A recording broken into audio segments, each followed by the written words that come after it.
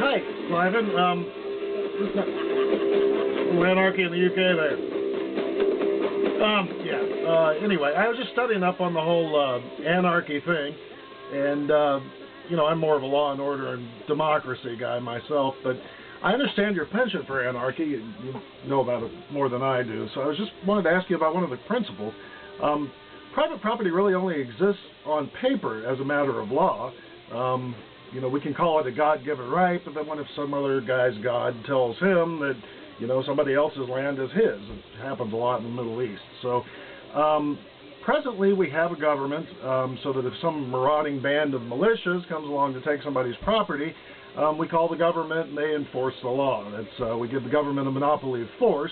That is, they are tasked to the legitimate use of force, and if they exercise it poorly through democracy, we can remove them and institute a different government.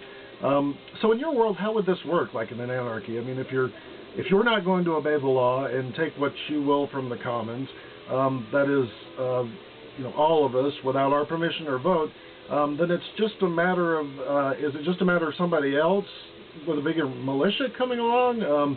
And do you think that would create a better society, or can you point to the society where that's actually worked?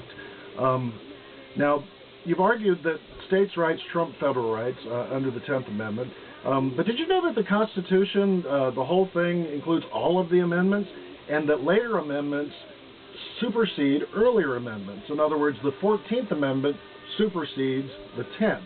And the 14th Amendment established federal law as the prevailing law of the land. It overrode the 10th. It effectively nullified the 10th.